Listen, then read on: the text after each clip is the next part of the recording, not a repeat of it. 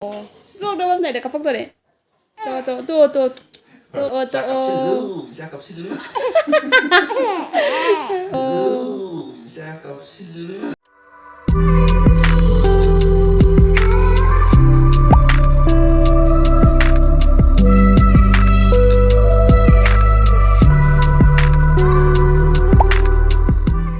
Hello guys, welcome back to my channel. Yang ngasi di vlog se nungdang degi haure. Vlog đâu hôm nay để kapok rồi.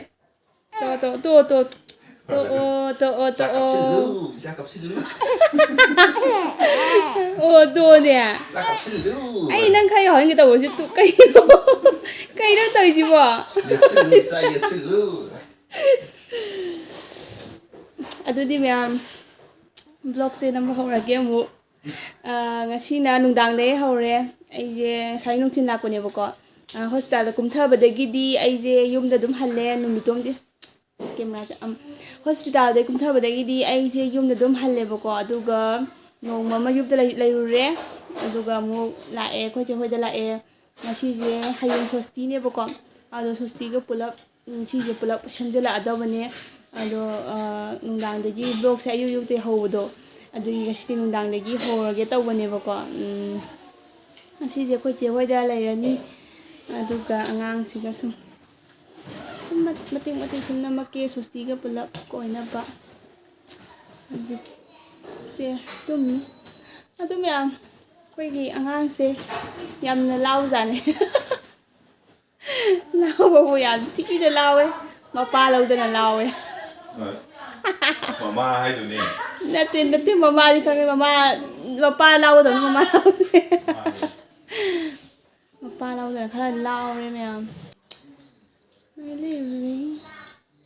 ai camera ba si ya camera zaina kut oina haina tawraga kut ye sina padbam chadre bako dunya mama na sida chak habiri magi tongana thongba che sopin tongbi ne magi mache na ko hauna thongbiraga ma chari ngatang angang ga tawringai sida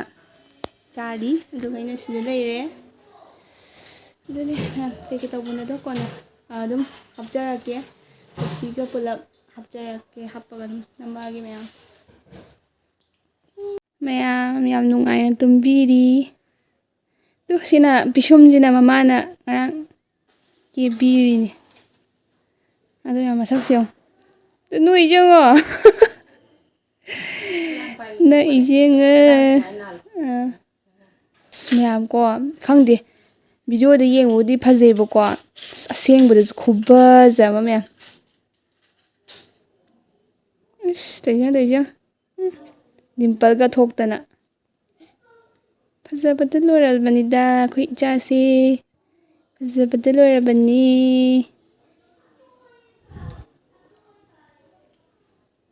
kunung sijo holak sibani fajadra mayam comment haibiramo fajade ado fadi fajabne thi di kanam haibirakan mayam khoi dala se masana phi sujani sevem yadrabnina yadabina te ai di dum ma ka to ina suandi ai dum sevem sumbra masakali ina da iron subagi di ai mauna na de wa ai san thokpa ka lo sin ba san thokpa dum taw siungba nupa phangjo biar da nupi ga yawde ai gi favorite place ne sise Simishen je gi favorite place ne ko ai sida ne ko ai je khar kanguma mane ai je khar din noi ba ko sida dai kanguma ban ne mai ka dai ai na kwai pamjabadi sigi mission ai sama lai betar maya nungdang da kangkan thauri ne habadi thabak to hayeng ni chinni na ko pamung matong orsu ngasi kangkan je thaurase achawuduna hayeng thana ba na ko tado hori ne. Hello ma'am, good morning. Nungale. Birthday taurani. Hozik. Ngasi je swasti ne bako. Swasti je thabk se arobi kalli. Ido ꯑꯩꯈꯣꯏ ꯆꯦꯅꯦ ꯑꯉꯥꯡꯅꯦ ꯑꯩꯅꯦ ꯁꯤꯗ ꯇꯨꯃꯤꯟꯅꯔꯦ ꯑꯩꯈꯣꯏ ꯆꯦꯅ ꯁꯣꯝꯗ ꯑꯉꯥꯡ ꯊꯥ ꯁꯤꯜꯂꯤ ꯃꯌꯥꯝ ꯉꯁꯤ ꯅꯨꯃꯤꯠꯁꯦ ꯀꯔꯤ ꯀꯃꯥꯏ ꯇꯧꯅꯗꯣ ꯃꯊꯪ ꯌꯦꯡꯃꯤꯟꯅꯔꯁꯦ ꯑꯩ ꯑꯞꯗꯦꯠ ꯁꯨꯝ ꯇꯧꯖꯔꯛꯀꯦ ꯑꯌꯨꯛꯀꯤ ꯕ꯭ꯔꯦꯛꯐꯥꯁꯅꯤ ꯃꯌꯥꯝ ꯆꯉꯥꯡꯁꯤꯅ ꯑꯩꯈꯣꯏ ꯑꯉꯥꯡꯁꯤꯡꯒꯤ ꯑꯗꯨꯒ ꯆꯉꯧꯁꯤꯅ ꯑꯩꯒꯤꯅꯦꯕꯀꯣ ꯆꯦ ꯁꯣꯐꯤꯅ ꯑꯩꯗ ꯆꯉꯧ ꯌꯥꯝ ꯄꯥꯝꯃꯦꯅ ꯑꯩꯒꯤ ꯂꯣꯜꯂꯒ ꯍꯥꯞꯄꯤꯔꯛꯏꯅꯦ ꯊꯦꯡꯛ ꯌꯨ ꯆꯦ ꯁꯣꯐꯤ ꯃꯌꯥꯝ ꯗꯔꯥꯆꯦꯝꯕꯩ ꯃꯆꯟꯅꯨꯄꯤꯁꯤꯡꯅ ꯀꯥꯡꯈꯟ ꯊꯥꯕꯤꯔꯤ ꯉꯁꯤꯗꯤ ꯃꯣꯏ ꯀꯥꯁꯦ ꯄꯨꯔꯥ ꯑꯅꯧꯕꯤ ꯑꯣꯜꯍꯟꯗꯣꯔꯦꯕꯀꯣ ꯑꯗꯨꯒꯤ ꯃꯇꯨꯡꯗ ꯗꯔꯥꯆꯦꯝꯕꯅ ꯀꯩꯅꯣ ꯇꯧꯅꯤ ꯀꯥꯒꯩꯗꯤ ꯗꯔꯥꯆꯦꯝꯕꯅ ꯂꯣꯏꯁꯟꯅꯤꯅ ꯍꯥꯏꯈ꯭ꯔꯦ ꯑꯗꯩ ꯍꯣꯔꯦꯟ ꯂꯣꯏꯁꯟꯕ ꯄꯨꯂꯞ ꯂꯣꯏꯔꯀꯥꯟꯗ ꯀꯔꯤ ꯃꯑꯣꯡ ꯂꯥꯛꯄꯗꯅꯣ ꯑꯃꯨꯛ ꯌꯦꯡꯃꯤꯟꯅꯔꯁꯦ 1 2 3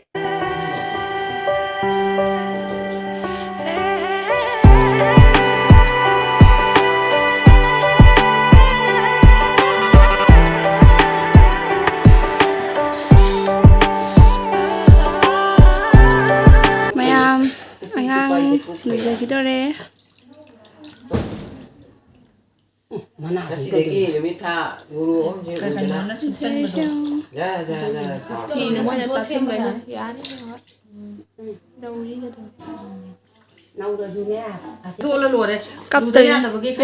ꯂꯨꯖꯔꯁꯨ ꯀꯞꯇꯕꯅꯦ ꯌꯥꯝ ꯐꯕ ꯑꯉꯥꯡꯅꯤ ꯃꯁꯛꯁꯤꯡ ꯌꯥꯝ ꯐꯖꯕꯅꯦ ꯃꯕꯨꯛ ꯅꯣꯏꯅ ꯄꯥꯛ ꯄꯥꯝꯗꯅ ꯈꯣꯠꯇꯅ ꯇꯧꯔꯨꯅꯨ ꯐꯖꯅ ꯃꯥꯒꯤ ꯊꯥꯔꯒꯅꯤꯅ ꯇꯥꯔꯕ ꯄꯪꯇꯨꯝ ꯇꯨꯝꯃꯅꯨ ꯇꯨꯝꯕꯁꯦ ꯆꯥꯎꯕꯅꯦꯕꯀꯣ ꯌꯥꯝ ꯀꯟꯅ ꯅꯥꯂꯣꯏꯔꯕ꯭ꯔꯥ ꯅꯣꯏ ꯍꯌꯦꯡ ꯁꯨꯀꯞ ꯀꯞꯇꯦ ꯃꯌꯥꯝ ꯑꯉꯥꯡꯁꯦ ꯃꯄꯥꯒꯤ ꯃꯇꯥꯡ ꯑꯗꯨ ꯇꯧꯔꯗꯤ ꯐꯨꯔꯤꯠꯇ ꯌꯥꯜꯂꯤ ꯌꯣꯜꯂꯦ ꯇꯞꯅ ꯊꯣꯛꯄꯤꯔꯛꯑꯣ ꯏꯁꯤꯡꯗ ꯖꯣꯝ ꯇꯧꯔꯗꯤ ꯃꯪ ꯁꯝꯖꯥꯏ ꯈꯤꯇꯪ ꯅꯥꯟꯊꯣꯛꯄꯤꯌꯨ ꯏꯁꯤꯡꯗꯣ ꯀꯩꯅꯣ ꯏꯪꯔꯦ ꯃꯉꯛꯀꯗꯤ ꯊꯣꯟ ꯂꯥꯎꯏ ꯌꯦꯡꯉꯨꯅꯦ ꯁꯝ ꯌꯥꯎꯋꯦ ꯑꯉꯥꯡ ꯁ꯭ꯋꯥꯁꯇꯤꯒꯤ ꯀꯦꯕꯤꯈ꯭ꯔꯦ ꯁꯤꯗꯤ ꯀꯩꯅꯣꯅꯦ ꯑꯐꯕꯤ ꯉꯥꯛꯇꯅꯤꯀꯣ ꯃꯃꯥꯅ ꯀꯦꯕꯤꯔꯤꯅꯦ ꯃꯆꯥꯅꯨꯄꯤꯁꯦ ꯐꯖꯔꯤ ꯃꯊꯛꯁꯤꯗ ꯑꯃꯨꯛ ꯍꯦꯟꯅ ꯐꯖꯅꯕ ꯀꯩꯀꯥ ꯂꯩꯕꯁꯦ ꯁꯦ ꯆꯥꯛ ꯆꯥꯔꯁꯤ ꯉꯁꯤꯗꯒꯤ ꯂꯥꯏꯒꯤ ꯉꯥꯅꯤ ꯁꯤꯗꯒ ꯃꯄꯥꯒꯤ ꯃꯥꯏꯕꯦꯝꯃꯁꯦ ꯑꯩꯉꯣꯟꯗꯗꯤ ꯑꯗꯨꯝ ꯌꯥꯔꯦ ꯍꯥꯟꯅ ꯀꯪꯒ ꯃꯥꯒꯤ ꯃꯃꯥꯏ ꯈꯖꯔ ꯌꯥꯝ ꯇꯥꯏꯌꯦ ꯐꯖꯕꯅꯦ ꯑꯣ ꯈꯔ ꯃꯕꯨꯛ ꯆꯥꯎꯅꯕ ꯆꯥꯛꯈꯣꯝꯗ ꯆꯥꯎ ꯏꯟꯁꯤꯜꯂꯨ ꯃꯃꯤꯠꯁꯤꯗꯤ ꯑꯩꯈꯣꯏ ꯏꯕꯨꯡꯉꯣꯗ ꯉꯁꯤꯗꯒꯤꯗꯤ ꯕꯦꯝꯃꯒꯤꯗꯃꯛꯇ ꯅꯨꯡꯁꯤꯕ ꯅꯨꯡꯁꯥꯡꯕꯁꯦ ꯅꯨꯡꯁꯤ ꯆꯤꯟꯖꯦꯟ ꯉꯁꯤꯗꯒꯤ ꯆꯥꯔꯕꯅꯤꯀꯣ ꯍꯣꯡꯗꯣꯛꯅꯕ ꯄꯤꯊꯜ ꯂꯩꯔꯝꯅꯤ ꯆꯥꯔꯁꯤꯗꯦ ꯅꯄꯥ ꯆꯥꯛꯅꯤ ꯅꯄꯨ ꯆꯥꯛꯅꯤ ꯀ ꯍꯥꯏꯅꯩꯀꯣ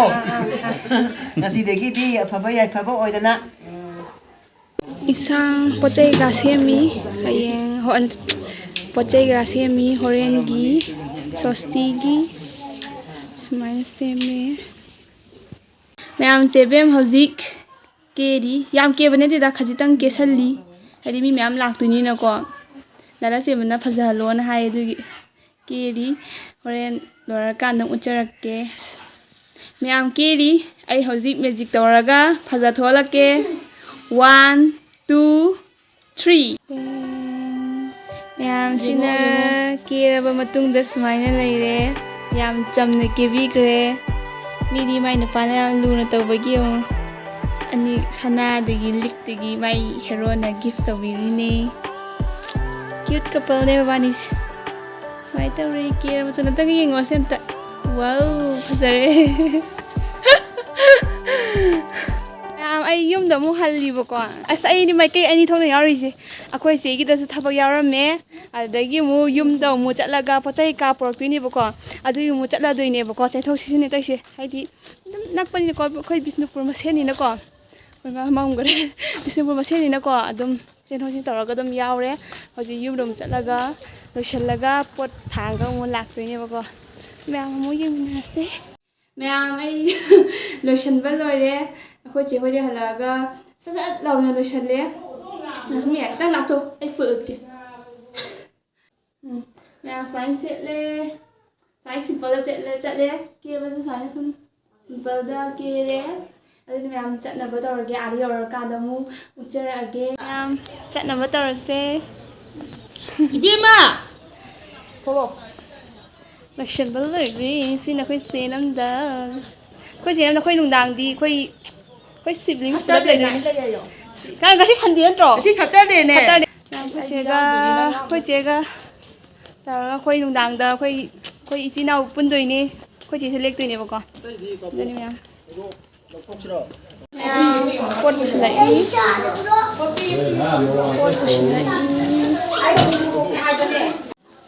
ꯃꯌꯥꯝ ꯁꯤꯅ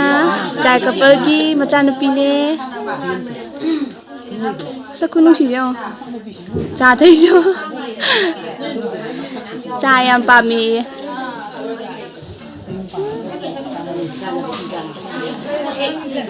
sina chai kabangi nupine punski nupi sina may macha nupi laire as noi tare lai gi thabak tauri tara semba hero man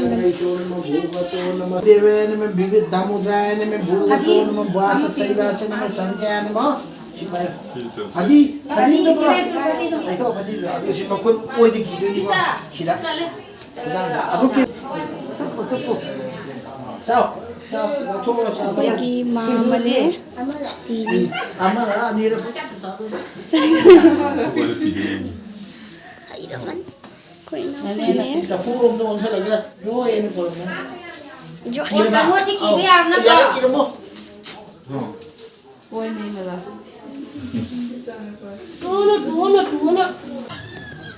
Mami ya minau pa ne bako ko inau pa sina mama ne mama se pik pa ne ba pala pa thada kala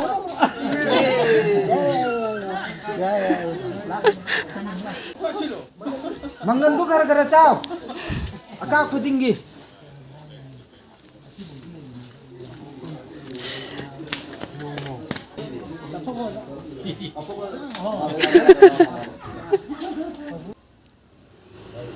Tiyan kapot ang pi ang bagi hay taba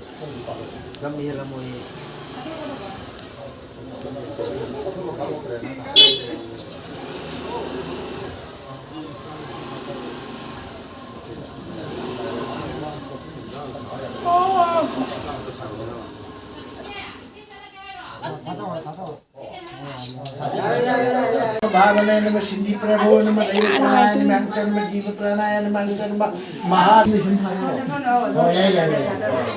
man thagaro dari kayu hai mo dari kayu nang from dari kayu love you Pak